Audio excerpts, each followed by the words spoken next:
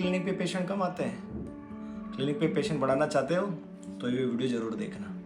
इसमें मैंने जो जो भी पॉइंट बताए उन पॉइंट्स पर अगर आपने ध्यान दे लिया तो यकीन मानिए 2 से 3 महीनों में आपके क्लिनिक पर पेशेंट की लाइन लग जाएगी। इसके लिए आपको ध्यान देना होगा सिर्फ 7 पॉइंट पर।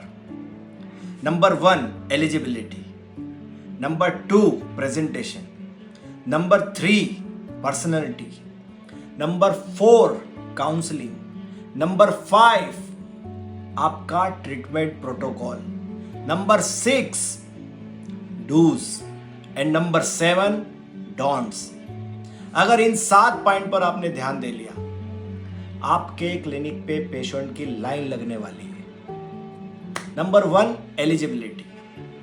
तो जो लोग बीपीटी या एमपीटी नहीं है, जिन लोगों ने फिजियोथेरेपी का कोर्स नहीं किया है, ये उन लोगों के लिए विशेष है। अगर उन लोगों ने बीपीटी पूरा नहीं किया है और अभी से क्लिनिक खोल के बैठ गए हैं तो मेरा आपसे हाथ जोड़ के निवेदन है, आप इस वीडियो को यहीं बंद कर दीजिए। आपको कोई मतलब नहीं इस वीडियो का, क्योंकि अगर आपको क्लिनिक खोलना है और उस क्लिनिक पे आप पेशेंट देखना चाहते हो तो आपको कम से कम बैचलर ऑफ फिजियोथेरेपी की डिग्री होना चाहिए। तब जाके आप अपने साथ और अपने पेशेंट के साथ नुकसान नहीं करेंगे। से मतलब है मेरा कि कम से कम आपके पास बैचलर ऑफ फिजियोथेरेपी की डिग्री हो, और अच्छा है कि आप एमपीटी हो किसी पर्टिकुलर सब्जेक्ट में, या फिर आपके पास बहुत अच्छा है कि पीएचडी हो। उसके अलावा आपके पास कुछ और सर्टिफिकेट कोर्स हो, ताकि आपके पास ज़्यादा से ज़्यादा नॉलेज और ज़्यादा से ज़्यादा मटेरियल हो किसी पेशेंट को ठीक करने के लिए। आप अच्छी से अच्छी, बेहतरीन से बेहतरीन टेक्निक यूज़ कर पाएंगे और अच्छा सा अच्छा रिजल्ट दे पाएंगे।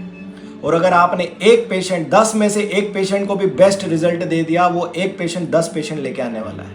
वाव! प्रेजेंटेशन, इससे मेरा मतलब है कि आपके क्लिनिक का प्रेजेंटेशन कैसा, आपका क्लिनिक कहाँ है, आपके क्लिनिक के आसपास हॉस्पिटल या किसी ऑर्थो या न्यूरो का क्लिनिक है या नहीं, आपका क्लिनिक किस लोकेलिटी में है, आपका क्लिनिक कैसा है, आपके क्लिनिक का एनवायरनमेंट कैसा है, आपके क्लिनिक पे स्वच्छता कैसी है, आपके क्लिनिक पे मॉडलिटीज कैसी है, आपके क्लिनिक पे रिसेंट मॉडलिटीज है या नहीं, और आपको वो यूज करना आती भी है या नहीं। साथ ही आपके पास प्रॉपर एक्सरसाइज मटेरियल है कि नहीं, क्योंकि सिर्फ मॉडलिटीज से हम पेशेंट को ट्रीट नहीं कर सकते। हमें मॉडलिटीज के साथ साथ एक्सरसाइज प्रोग्राम भी साथ में रखना होगा। पर्सनैलिटी, आप सभी ने सुना होगा, first impression is last impression. तो जब आपका पेशेंट पहली बार देखे तो उसे देखने में लगे कि आप कोई डॉक्टर हैं, आप कोई स्पेशलिस्ट है, आप कोई थेरेपिस्ट है, तो आपकी पर्सनैलिटी ऐसी होनी चाहिए, आपका ड्रेसिंग सेंस ऐसा होना चाहिए। आजकल मैं कई वीडियोस देख रहा हूं, उसमें बहुत तरह के लोग कपड़े पहन कर जाए, लेकिन मुझे वो ठीक नहीं लगता। आपको आपका पेशेंट जब पहली बार देखे तो आप उसको कम से कम फॉर्मल्स में दिखे, एप्रन डाले हुए दिखे, उसे लगना चाहिए कि सामने वाला कोई डॉक्टर है जो मेरा ट्रीटमेंट करने वाला, मुझे ठीक करने वाला। उस इंप्रेशन में ही कई बार पेशेंट आपका विश्वास खो देता है। उसके बाद आप बेहतर से बेहतर टेक्निक भी क्यों ना यूज कर रहा हो, जब एक बार पेशेंट को आपके अंदर ट्रस्ट नहीं है तो वो ठीक होने के चांसेस कम हो जाते हैं। Number 4 most important, counselling. कई बार हमारे साथ होता है कि किसी ऑर्थो या न्यूरो से, मैक्सिमम पेशेंट हमारे पास ऑर्थो या न्यूरो से आते हैं और वो बना बनाया एक चार्ट लेके आते हैं, प्रिस्क्रिप्शन लेके आते हैं, और हम क्या गलती कर लेते हैं, वो प्रिस्क्रिप्शन पकड़ते हैं और अपना ट्रीटमेंट प्रोग्राम स्टार्ट कर देते हैं।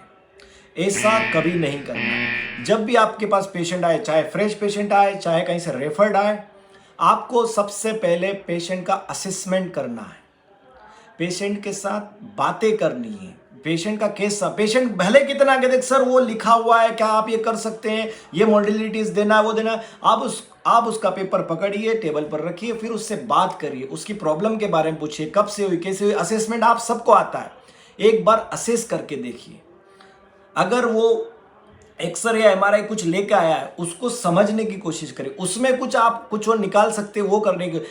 अगर आपने बेहतरीन काउंसलिंग कर दी पेशेंट की, तो वो काउंसलिंग आपके और आपके पेशेंट के बीच में एक ट्रस्ट बिल्ड करने का काम करेंगे। और एक बार आपके पेशेंट को आपके ऊपर ट्रस्ट हो गया, वो सारी फाइलें, सारी रिपोर्ट साइड में रख देगा, आप जो बोलोगे वही करेगा और 100% वो पेशेंट इंप्रूव होगा। 5, पेशेंट आ चुका है, उसने आपको देख चुका है, आपका क्लिनिक देख लिया है, आपको देख लिया है आपने, और हो सकता है आपके डॉक्टर ने जो प्रिस्क्रिप्शन है उससे एक डायग्नोसिस बन गई है।